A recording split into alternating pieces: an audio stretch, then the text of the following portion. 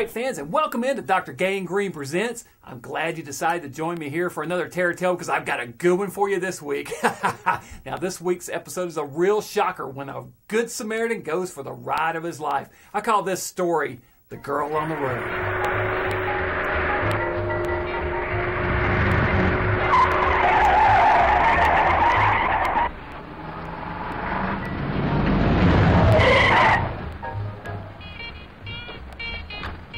Sorry. You all right? I think so. I'll tell you more when I stop shaking. You did come around there awfully fast. I didn't know what made me do it at the time. Now it seems like a fine idea.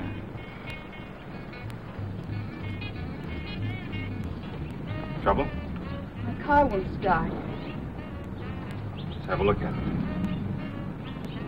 Turn it over.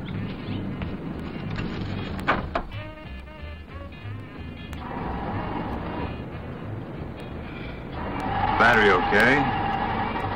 Nothing loose. Have you got gas? I should have. This gauge kind of acts up sometimes.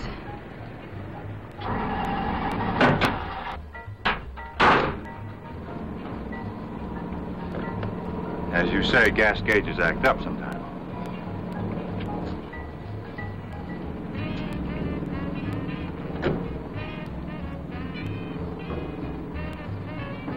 Bone dry. I'll push you out of the way and we'll go get some gas. All right.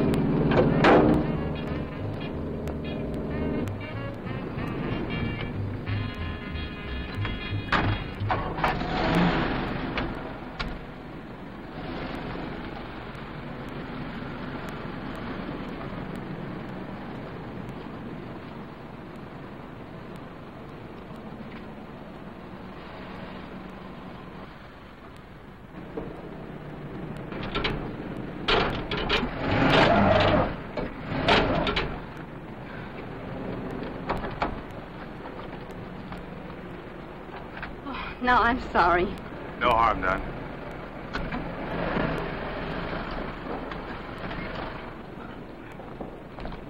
A little paint from your car scraped onto mine. My fault. I'll straighten out your license plate and we'll be wrapped and ready.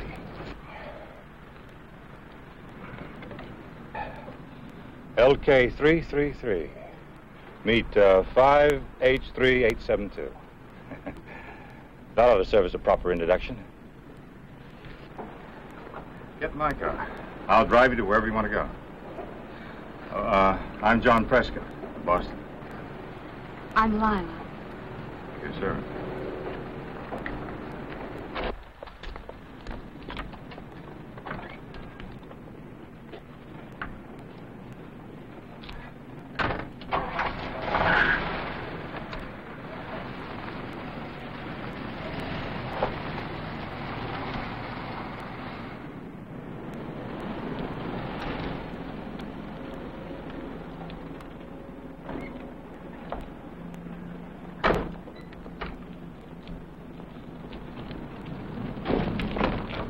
What am I stopping for? A cocktail to settle my nerves, a little talk, a chance to get better acquainted, perhaps dinner. No, I can't. I have to get back to my car. Oh, nonsense. Nothing can happen to your car. As for us, who knows?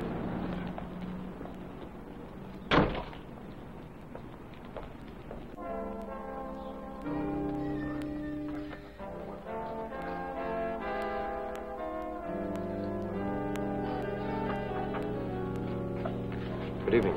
Evening. Martini? Thank you. 2 martinis. Yes, sir.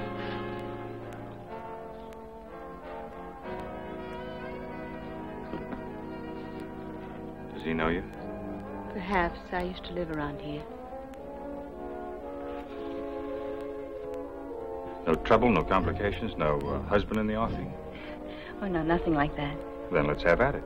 The azure vault dares the assault of wings, and I, Icarus, am I.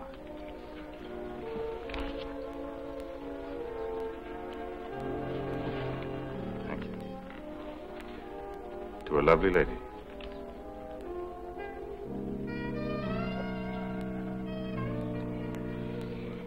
You have an easy way with words, John Prescott. A way uncommon with the Boston men. Throwback to my great-great-grandfather, Miles Prescott. A rider? Ship's captain. He sailed for the Orient, but was believed lost at sea with all hands. And was he lost? To the family. 20 years later, he was found in Tahiti and refused to come home. That's better. Gardenia's my favorite flower. Compliments you, Sal. Milky white like your skin, warm like your eyes, yet so mysterious. So beautiful, it's almost unreal. Let me talk to Morgan Debs. Let's get out of here. Well, I haven't finished my drink. Please, we must go right away.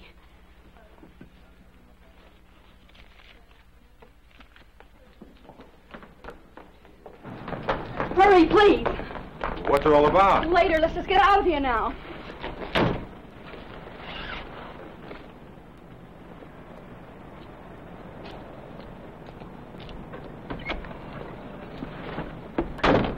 Who's Morgan Debs? I heard the bartender ask for him on the phone. That's what panicked you, isn't it? Yes, now can we please go? I'll tell you about him later.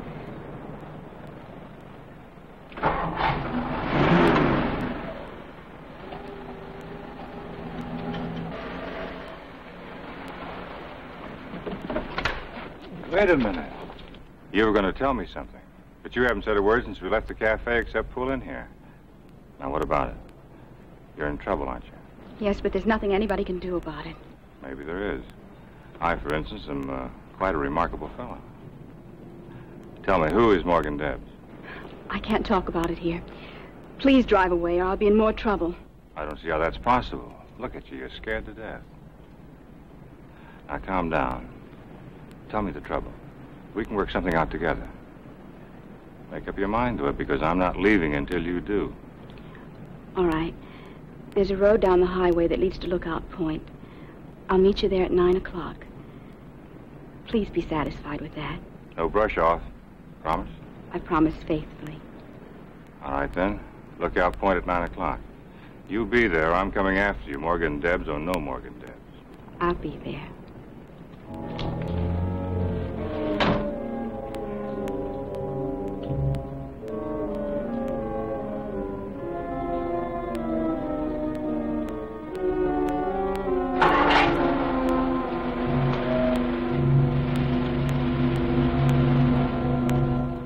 Stick around. I'll be sure to dig up more fun for you after the commercials. Boris Karloff had a daughter named Sarah, Susan, or Tara. Answer after these messages. I love going to the theater for an afternoon of fun. Probably more than most people. One, please.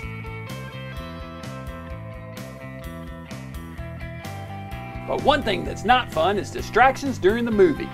Be considerate of others. And don't talk during the movie. Keep your cell phone in your pocket, and if you have to answer it, take it to the lobby. Just a little common courtesy and everyone can enjoy the movie. Don't be a bonehead. Boris Karloff had a daughter named Sarah, Susan, or Tara. Answer, Sarah. Hey, welcome back to Dr. Gangrene Presents. Tonight's episode is called The Girl on the Road. You know, this story kind of reminds me a little bit of something that happened to me once. It was a nice, rainy, stormy night out, just like I like, so I thought I'd take the hearse out for a spin. We get driving down the highway a little ways, and I noticed a hitchhiker on the side of the road. So I pulled over, offered the guy a ride. He gets in. I noticed he's got a bag in his hands. I said, "Hey, buddy, what's in the bag?" He said, "None of your business." So we get a little further down the road, and we're making a little chit-chat. And I said, "No, really, what's in the bag?" He said, "It's none of your business." Well, this time I started getting a little miffed. I said, "Hey, listen, if you can't tell me what's in the bag, you're going to have to get out of the car." He said, "It's none of your business." The third time, that's it. I pulled over, kicked the guy out in the rain, drove off. Well, I get a little ways further down the road, and I look over, and lo and behold, he has left the bag sitting there on the floorboard. So, you guys want to know what was in the bag? It's none of your business!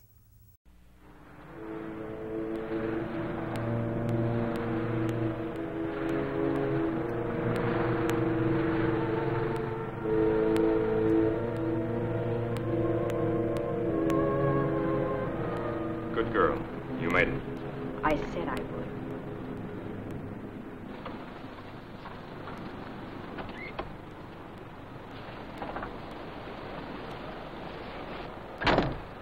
trouble? You got your car all right? Where'd you park? Do you mind if we sit quietly for a few moments? A great part of my life is wrapped up in memories of Lookout Point. Now I come back here as often as I can. You're talking like a grandmother. I bet it wasn't too many years ago that you were giving the boys a bad time at high school dances. And at college, wasn't I the one? Is that where you met Morgan Debs? No.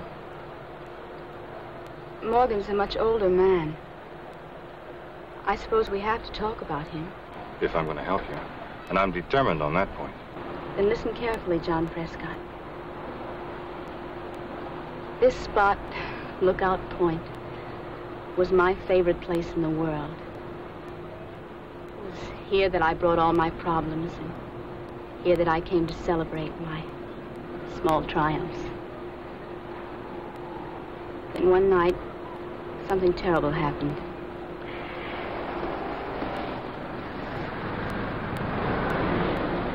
Morgan Debs, you sit tight. I'll slip into my armor and go face the dragon.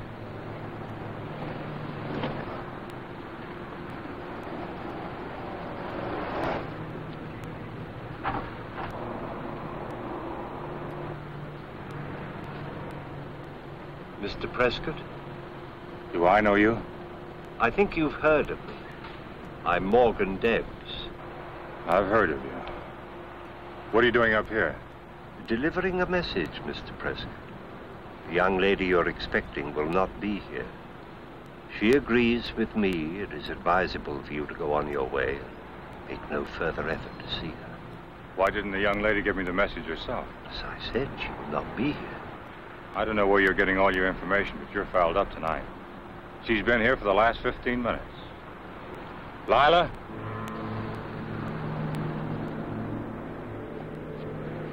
Lila?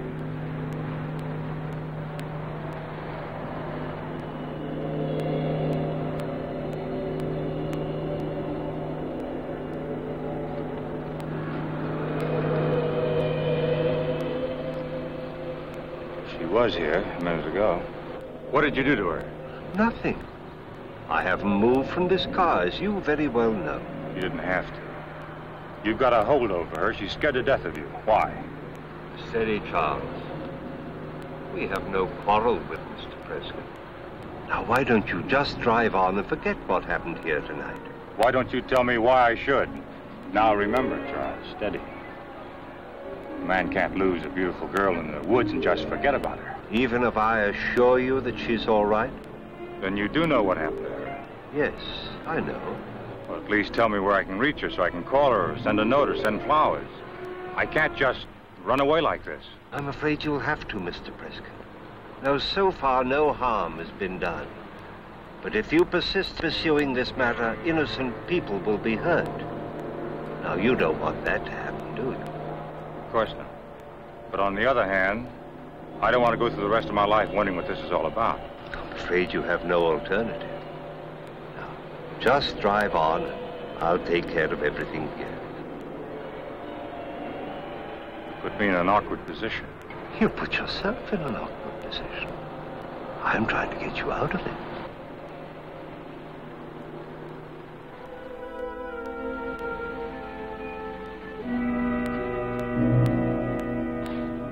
Evening. Can I help you? Yes, I want to talk about a girl. A man that can't find time for that is a coward. This is a particular girl. Blonde, blue eyes. Drove a red sports car. Stalled a few miles up the highway. She came here to get gas for it, remember? Well, I should from that description. But there's been no girl here. You sure? Yep. I left her here before dinner. Were you on duty then? I'm on duty all the time. Well, then you must remember her. You or somebody around here had to drive her back to her car with the gas. Wasn't me. I wouldn't forget a dish like that. Besides, I haven't sold a gallon of gasoline since late this afternoon. And that was to a kid on a motorbike.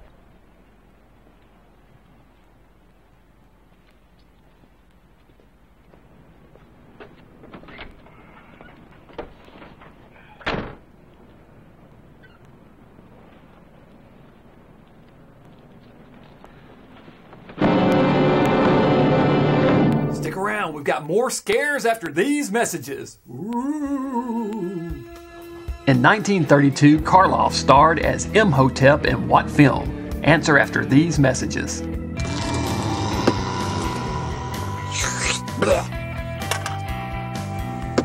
Hey, what do you think you're doing? Did you know that recycling just one soda can power a television for up to 3 hours? Not to mention that aluminum can be recycled an unlimited number of times. Always be sure to place your cans in a recyclable container. Remember, you can make a difference. In 1932, Karloff starred as Imhotep in what film? Answer, The Mummy. Greetings and welcome back to Dr. Gangrene Presents. Tonight's episode is called The Girl on the Road. Now, poor John Prescott, the lead character in tonight's movie, he's got it bad for this hot little blonde bombshell. And who could blame him? But you know what? Now he's got the killer Boris Karloff hot on his trail. And speaking of Boris Karloff, he was once in a movie called Abbott and Costello Meet the Killer Boris Karloff. Imagine that. Now back to the movie.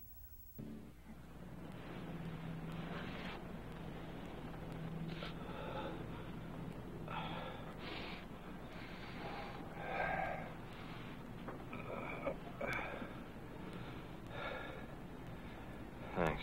You must be doing something somebody don't want you to do. Looks that way. Did you see who it was? No. I heard a car, thought it was business, came out here and found you. Did you see the car? Just the taillight as it drove away fast. Whoever it was knew their stuff. You're not marked up. Not so you can notice it. Do you know Morgan Debs? Mr. Debs? Sure. If it wasn't for him, I couldn't keep this place open. You a friend of his? In a way. At least I'm getting to know him better.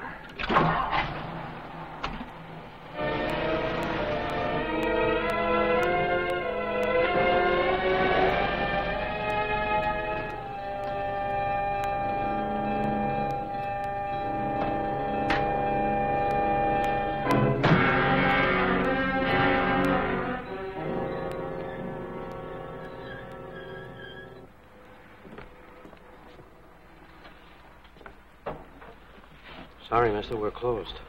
All I want from you is information. Can't say I do. I was in here with a lady. Could be. I don't see everybody. Bar gets busy. We were here early.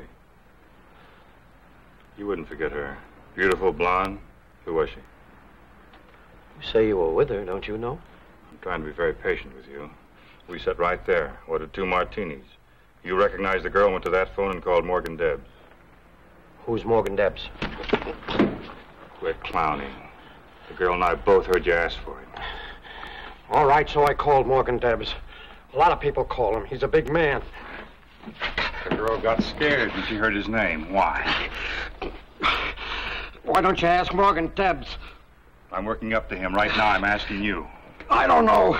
Everybody has dame trouble sooner or later. Why don't you have a nightcap? This is no dame trouble. This is a lady. Now, who is she and what is she afraid of? I don't know. Her first name is Lila. What's the rest of it? I don't know, I tell you. You knew enough to make that phone call. I'd suggest you tell me while you still can. I can't, mister. I can't. Choke away, but I can't tell you.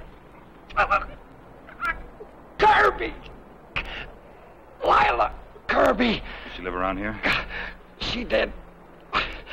A mile on the highway. Turn left. That's better.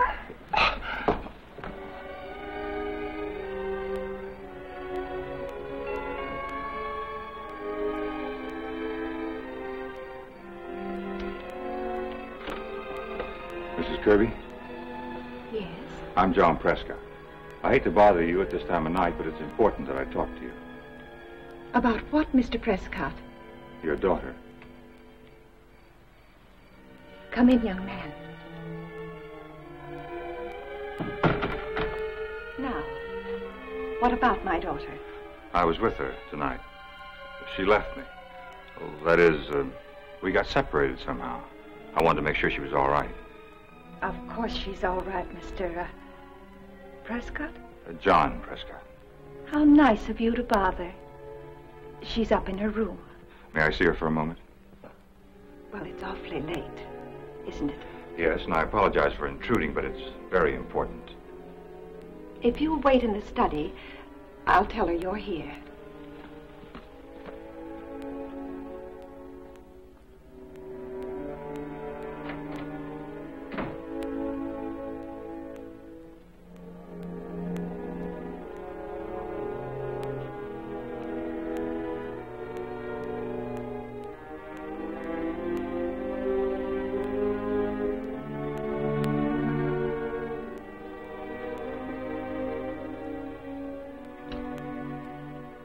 You're a difficult man, Mr. Preston.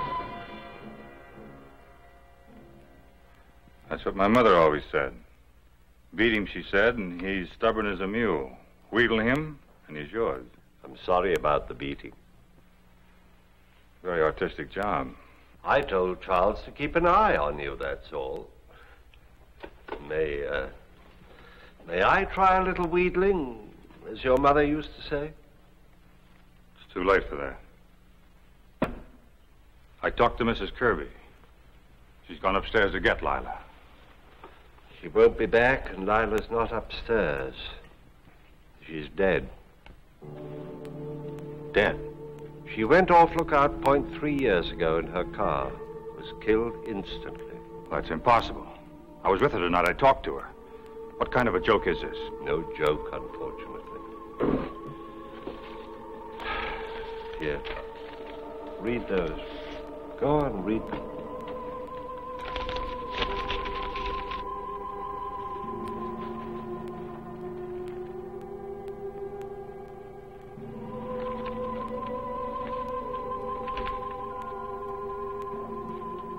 If Lila is dead, who was I with tonight? I think you were with Lila Kirby. That's ridiculous. I can't explain it. This is the second time she's reappeared. She seems to be drawn to Lookout Point, the scene of the accident. And, when you get there, she disappears? Yes. I was hoping this time would be the end of it. According to these, you were with her. Yes. Lila's impulsive. I was the guardian for her father's estate, and there were things I had to discuss with her. And the night in question, she didn't like the things that I was saying and started to drive away. What about Mrs. Kirby? She's gone upstairs to get Lila. She is Lila's mother, isn't she? Yes, and my sister. Lila's death was a terrible shock to her from which she hasn't completely recovered. That's why I want to keep the news of these reappearances away from her. Anything that reopened the tragedy to her might result in her becoming completely deranged. I don't know. Maybe I am difficult, as you say. But it's hard to believe. Such a beautiful girl. So full of life.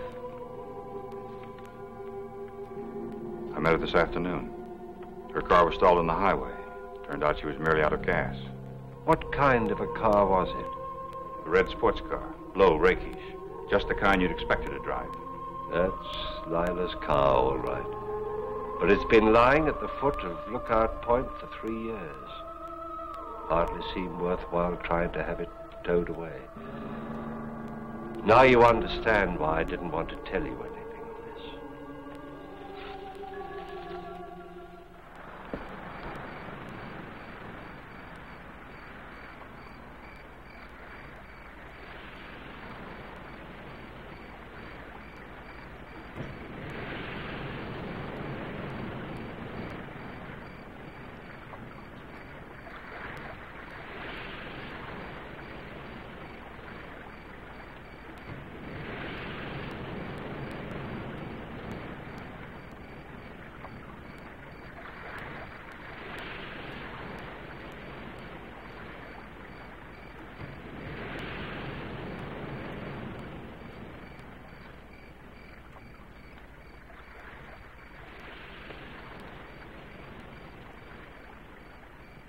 LK333. Meet 5H3872. Well, what do you know? Turns out Lila Kirby was a ghost after all. Poor John Prescott. His aspirations of romance turned into apparitions of romance. Be sure to join us back here next week, Fright fans, for more ghosts, goblins, and things that go bump in the night. Until then, this is Dr. Gangrene saying, stay mad.